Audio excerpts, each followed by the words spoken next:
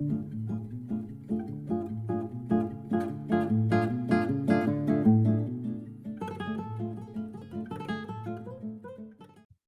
right. Hello and welcome, everybody. 5 minutes with Sean, maybe 10. I appreciate you all, as always, making time for me in your busy weeks. It's been a crazy one. Last week on the show, I went on my EV rant. I lost my mind. I hope I didn't offend any of my friends who love EVs, but someone had to say what I said. So I hope everyone loves and understands it from that perspective. This week, it's time to get into what I think is becoming probably the funnest discussions I get to have on this show, Mental Health Mondays. We've been doing them for, gosh, feels like years now. I know it has been. And we do them because they're important. We do them because not enough people are talking about it. Not enough people are thinking about it. Well, they might be thinking about it, but they're certainly not talking. So we're here to do that. So today I'm joined by Jaimie Bowe. Jaimie, how are you? Good. How you doing, Sean? I'm wonderful, thank you. You reached out after our last Mental Health Monday with Michael, and it was a phenomenal show. He and I had this really wild connection that had happened, and really, two guys kind of talking it out, which isn't something guys do very often. But you had reached out and said that it was sort of eye-opening to you. And so I thought it'd be fun to have you on. So tell me, before we get started, are you nervous at all? Right now? Right now. My heart's pounding a little bit, but I feel like I'm good. We're ready to go. Okay. All right. I try to ask anyone that I haven't seen you on many podcasts or doing a lot of videos before. So I know people are, a little uncomfortable behind the camera or in front of it in this case. So don't worry. Everyone's here to listen. So, Jaimie, when I say to you mental health and you start to really dive into it, what does it mean to you? It's honestly a subject that obviously floats around a lot, regardless of the industry.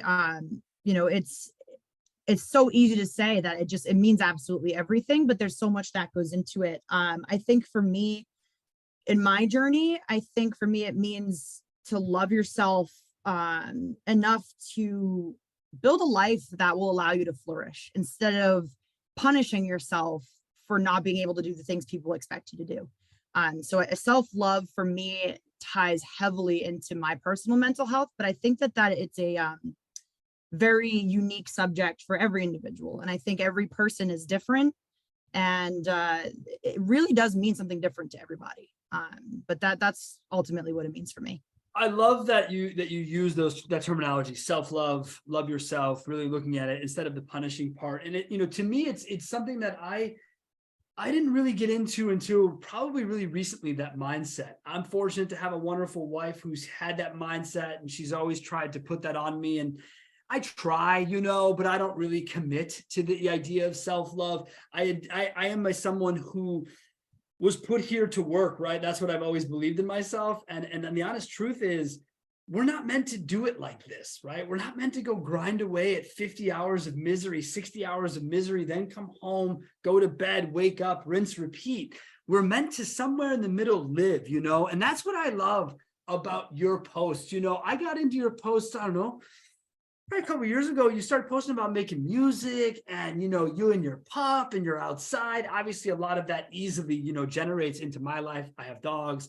I love being outside. We share a same love for music and the Grateful Dead, and so it's easy to say that you align with people. But when you come out and you talk about self-love, is it also a level of acceptance about who you are outwardly?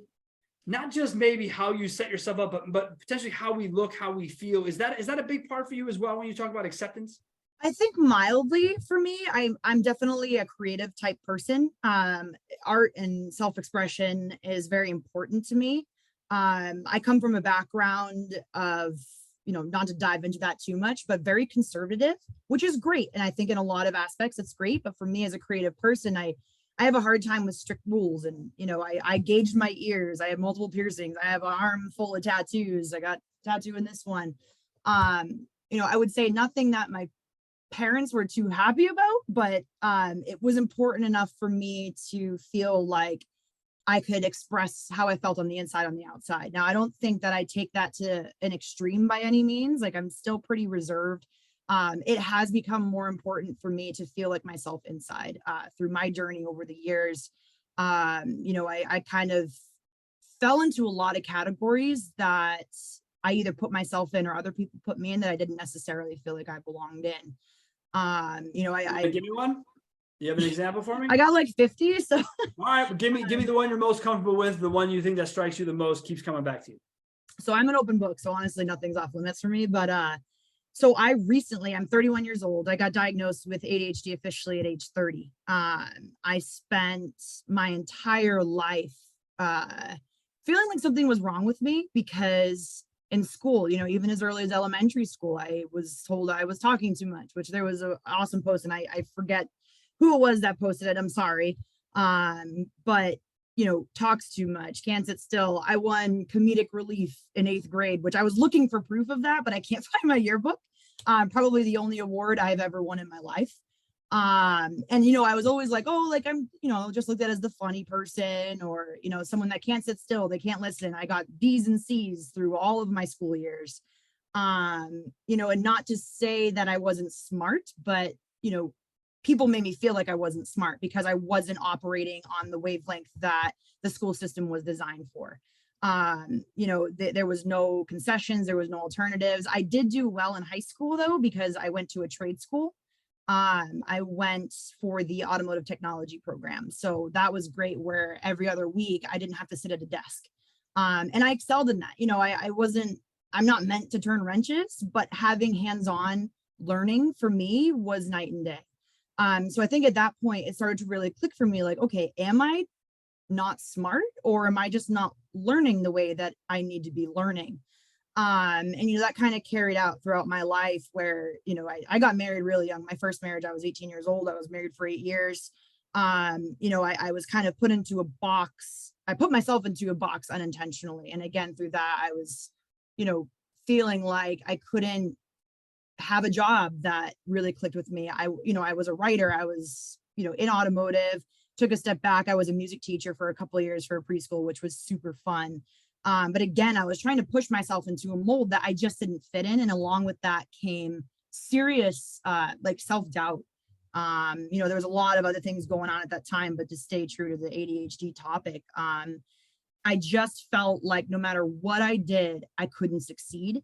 And I never felt, not even that I didn't feel happy, I just felt like I didn't belong anywhere because, as an advisor, you're stuck at your desk all day.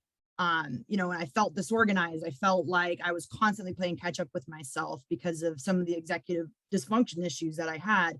At the time, I didn't know what it was. I thought I was just lazy, or I was chaotic, or I was, bad at math.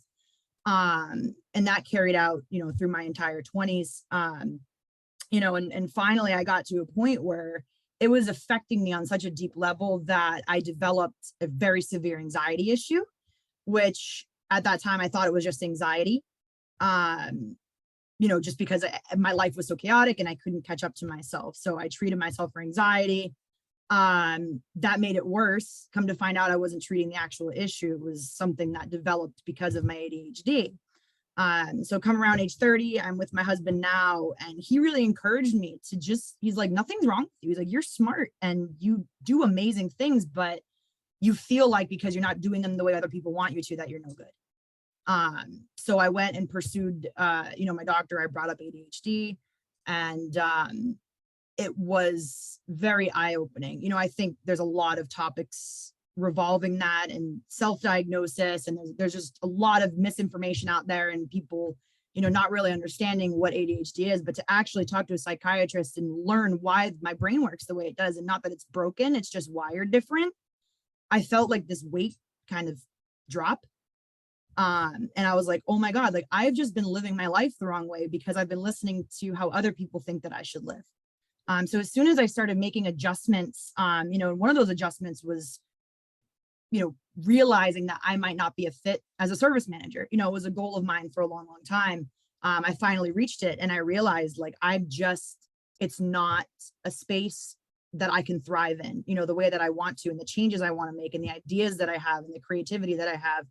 So really getting out of the dealership and pursuing something in automotive that's allows me to be on the road. I'm out in the open air. I can talk to people all day long. have great conversations, really feel like I'm helpful and useful, but I can still have the flexibility to take care of my mental health and, what I need to do to make myself as productive as I can be. That's been amazing, and just realizing ultimately why I do what I do and how I think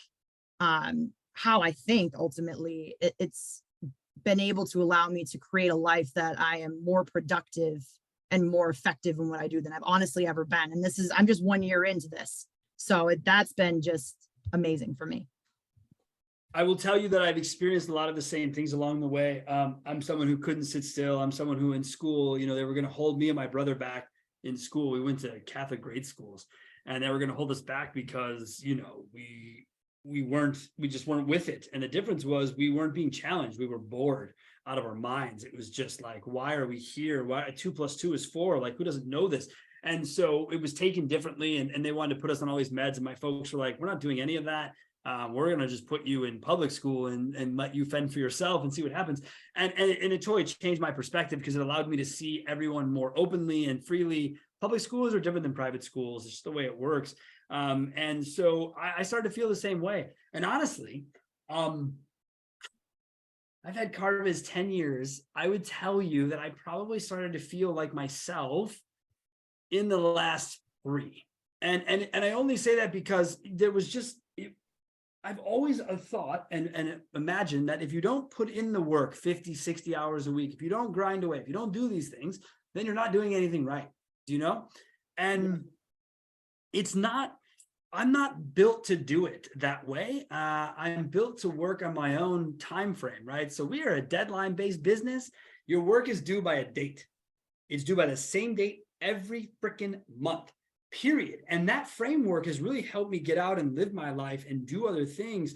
But there's a couple of things that I want to circle back to for you was when you talked about getting into the service manager role, right? And realizing like, whoops, didn't want to be here, my bad. How long did that take you to realize, and what was the first thing that really struck you as feeling out of position? Okay. So I spent most of my career as a writer. It was a goal to progress to become a service manager. But I think that the whole time I was working towards that, I was kind of pie in the sky, like, oh, I can't wait to be a manager. I'm going to make such a difference. I can't wait to work with my team and really like change a dealership for what it should be. And I had that in my mind. And I think once I finally got into that seat, I realized almost immediately, and I think I had realized this over time as well, like it just, things were not clicking. But when I started to bring up, changes, I started to bring my experience and my expertise and my perspective to the powers that be, I was immediately shut down because that's not the way they've done it for 35 years. So in my mind, I thought, well, why am I here if I just have to shut up, sit down and make numbers? I think I only was in that seat for about 7 months. And then I took a step back to advising because I was just like, okay, let me just reevaluate what I'm doing. And pretty quickly from there, my current company found me, and I just feel so at home here. But it was ultimately just feeling like that I was put into this box that I just didn't want to be in, and I knew that I could do more, and I just didn't want to have myself stuck there. I'm a very emotional person. I care. I'm very empathetic. My soft skills, I'm very in tune with all of that. And I took a lot of it home with me. I constantly took other people's problems as my own, especially when it came to my customer base. I'd be answering my phone at, 11 o'clock at night and just dealing with things. And it ultimately just ran me down because like you said, those 50, 60 hours, it's what's expected. So yeah. I knew that I couldn't be a person, right, Jaimie? It's a lot. So it's not just the day of work, it's the day after work. And when I worked retail, that's what my wife dealt with, like I lived in Colorado. I was left great side life in Colorado. I was a grower. And so I got to come home from 70 hours of work. I get to go into a garden and just spend time in this quiet space doing what I really enjoyed. And I'm like, man, I should just make a living and a life out of just being a grower. Like this was before it was fancy like it is now and everyone wants to do it for a job. But I mean, this was like 12 years ago. And so we were like, man, this is really cool. And we were doing it for the medical folks, and we were outgrowing for people who couldn't afford to grow their own. And we donated all of it.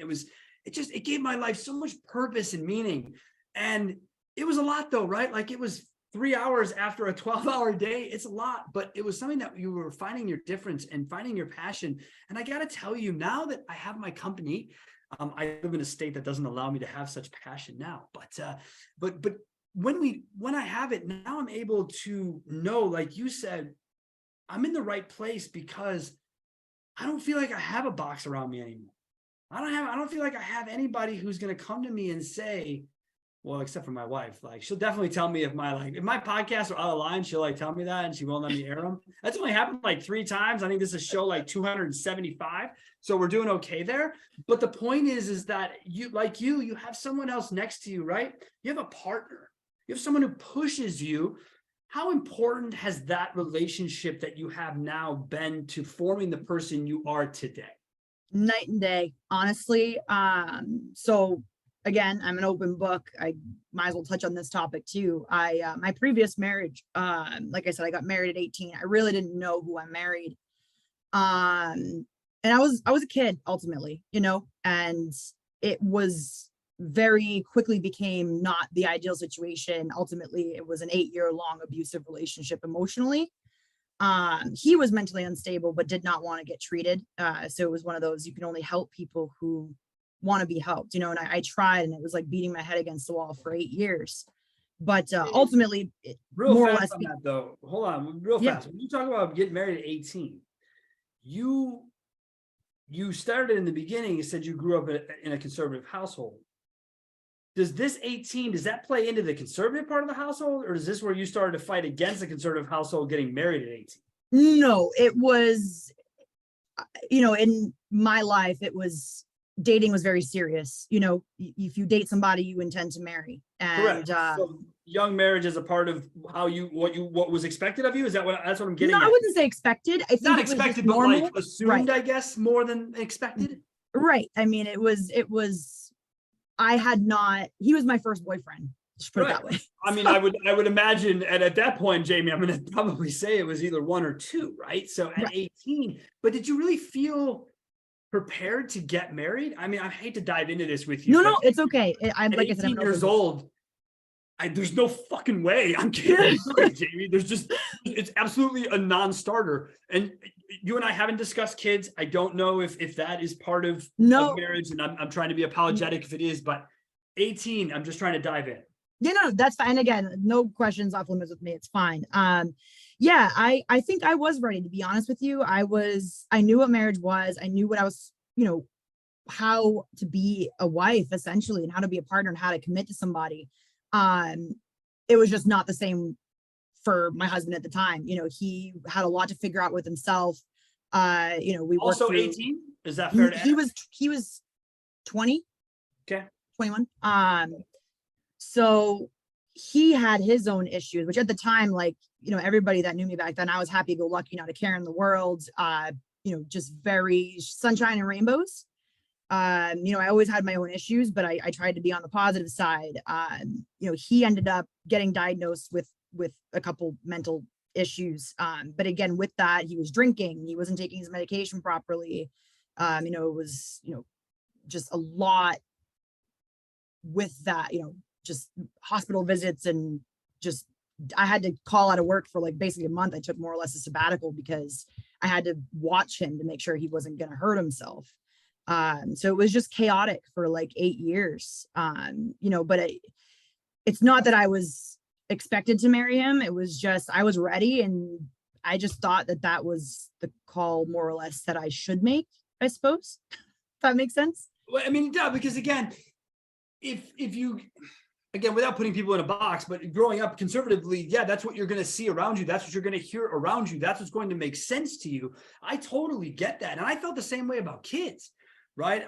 It was like, okay, get married, white picket fence, 2 1/4 children, like blah, blah, blah, blah, blah.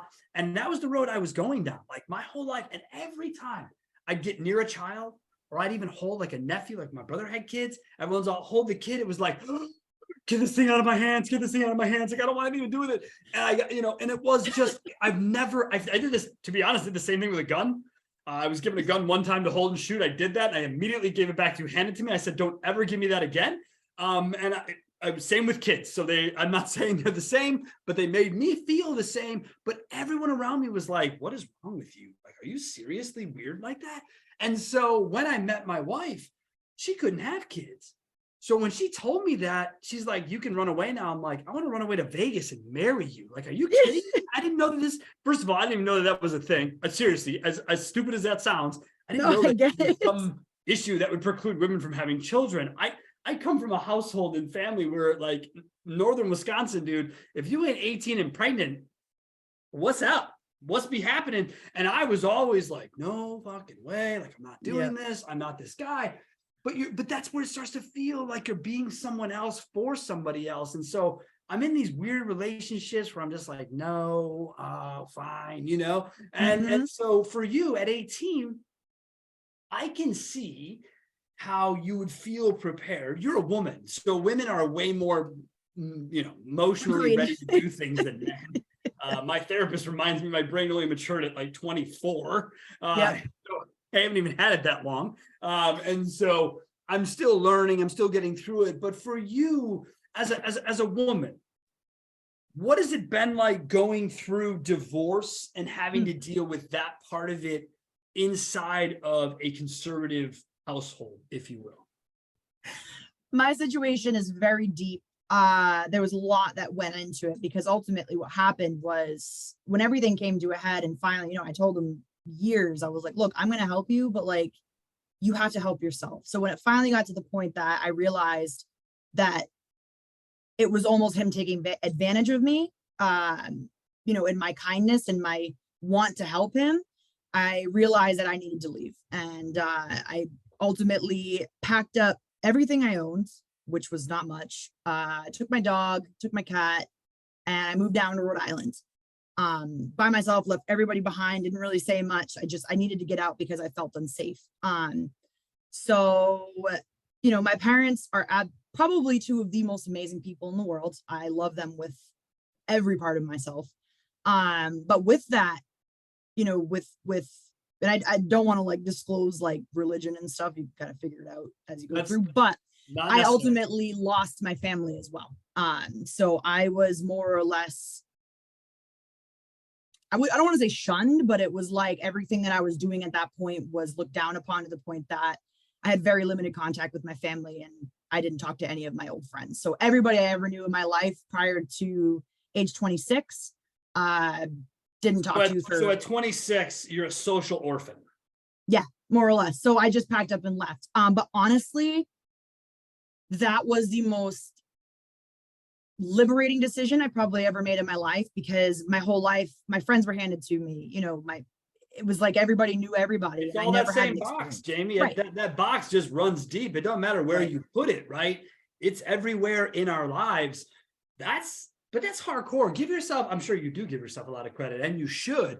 My wife and I, we packed up, we'd known each other for like 3 months. I moved her into my house, and then 4 months later, we moved across the country together and never looked back. But it was when you leave your circle and you go and you're, I don't care where you are, whether you're 2 hours, 6 hours, 10 hours, if you're not somewhere you can turn around and go home to mom tomorrow, it puts a pressure on you to figure out who in the fuck you are. You're 26 years old. What does this look like for you now from 26 to 28? What's Jaimie doing for the next 2 years on her own? So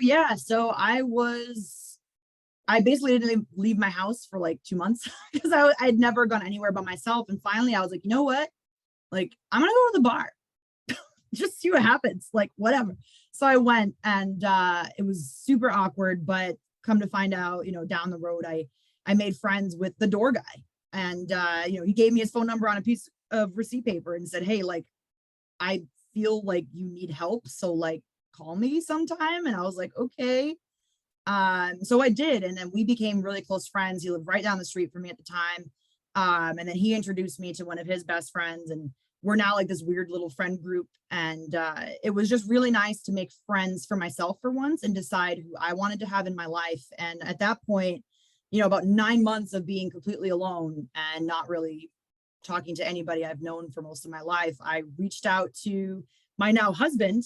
He lived in Colorado at the time, and we were actually old MySpace friends, which is hilarious. And we we like kind of lost connection, and I really needed, I got to a very, very low point. I was contemplating suicide, and with everything, even though I made friends, and I just was absolutely not okay. In And those 2 years, so this is post you leaving, you mean? this from is within like 9 2016? months. This was like I turned 27, and I left in January. When I was 26, I turned 27 in March. So this Got was it. a couple months. Within a few months, you were already down the road of, hey, I did this. I don't. This doesn't make any sense. There's no purpose for me here. Correct. Yeah, I felt like I was no good, because How does one pull oneself out? I know how I did it, but how did you pull yourself out from those thoughts to not to doing be it? honest, I didn't. It was my husband, I think. I spilled because we hadn't talked in years, because we just, MySpace went away, and we're just kind of like, okay. So It we did go finally away, that's for reconnected. sure. Yeah, yeah. Definitely And went away.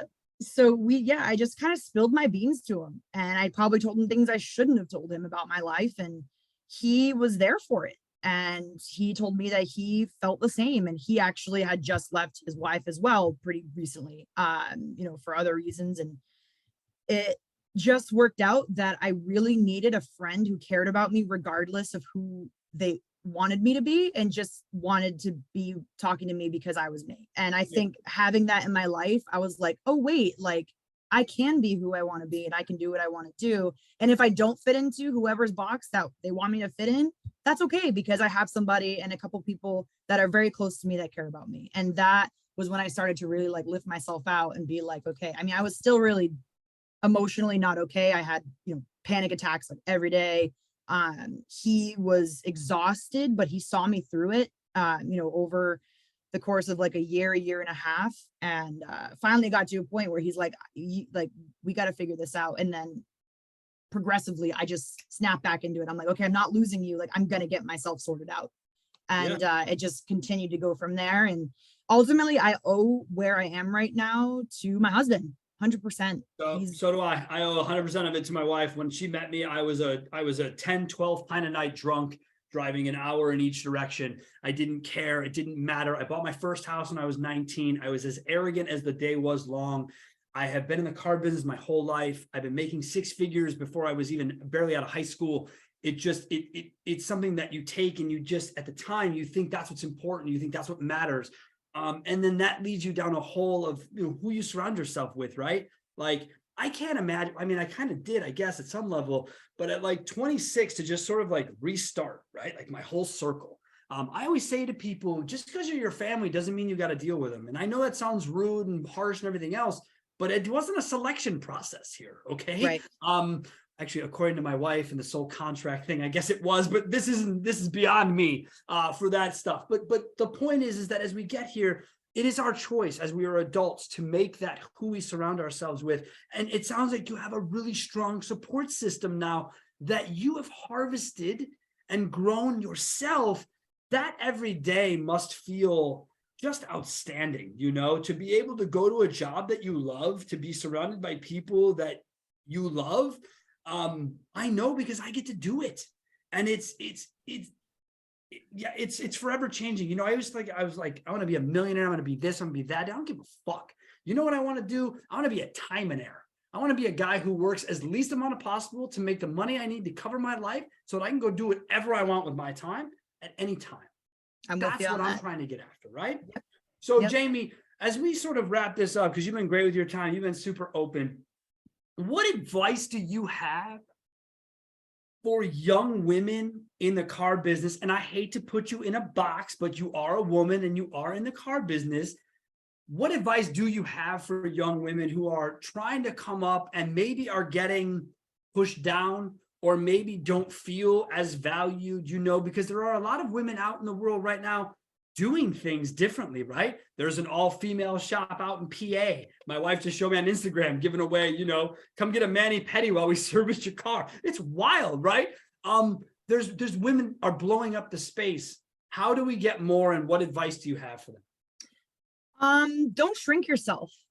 A lot of times, you're told that you're too loud or you don't know what you're talking about because you're young or you're a woman and you don't have the right perspective. I think it's honestly the opposite. I think that a woman's perspective in our industry is needing to be heard in terms of empathy and soft skills. A lot of women are just, not everybody, I'm not saying everybody, but it's very easy for women to develop their soft skills because we kind of have it naturally. And that is a huge thing that our industry is lacking. So don't be quiet. If you have something to say it respectfully, but don't be afraid. And something my boss tells me regularly, my boss, Rob Young, is one of my favorite people. And he tells me, Jaimie, you got to remember that we all put our pants on the same way every morning. And it doesn't make anybody better than you. It doesn't make you less than anybody. We're all the same. And your knowledge and your experience is valid. And just remember that. I love it. I love it. I totally agree with it. When we look back at how people come into this business, everyone has a different, origin story of what brought them here and how they got here. But we all seem to keep coming back for the people, right? Whether it's the customers that we get to deal with or whether we get to be around certain people in certain ways. And, that's what's really exciting about it. And if it wasn't for things like LinkedIn, I wouldn't get to meet people like you, Jaimie. And I'm so glad you reached out to me. And I'm so glad that we did this because we do need more female perspective. And I want women to push ahead. Their opinion in our industry matters a lot. It's something that we need more of. So thank you for being who you are. Thank you for being open. I'm sure that you can't believe it's already been 30 minutes. Yeah, no, I'm like, oh, wow, right? You can't believe it, right? Right. And that's the beauty of these discussions. And that's what we hope people get from it. So as we leave it to you, is there anything else you want people to know about how you feel or what's important to you about mental health? Just remember we're all human. And that's what, our emotions are what sets us apart from everybody else or every other creature on this earth ultimately. And I think that if we start to tap into the emotional part of things, we are going to succeed as an industry as a whole. So mental health matters, your people matter, humans matter, and our feelings are valid. So just keep that in mind. Yeah, I love it. If you don't follow her, check her out. She's on LinkedIn. Jaimie, are you anywhere else that you post? I only see you on LinkedIn because that's when I post. No, it's just LinkedIn. All right. Female only on LinkedIn, just like me. I mean, I have Facebook and Instagram for work. I don't actually know what goes on there, so I don't really care. Thank you so much for joining me, Jaimie. You are outstanding and continue to push forward with your journey. I think we'll definitely be visiting you again on this show here in the future. So thank you so much. Awesome. Thanks so much, Sean. It was a blast. You're awesome. All right, everyone. Thank you so much. That is the Mental Health Monday for June. This show is coming out here. Let's see. This would be, so today is the Monday. I'm leaving for the week. I'm going to go try and be a not at work guy. I'm going to try and take this away and I'm going to try and just live the lake life with my wife. So I'm going to enjoy it. Next week on the show, though, be sure to join me. I want to talk to everyone about Google Analytics 4. You're all losing your minds and there's no reason to. Everything's going to be fine. All right. Thank you so much. Have yourselves a great week.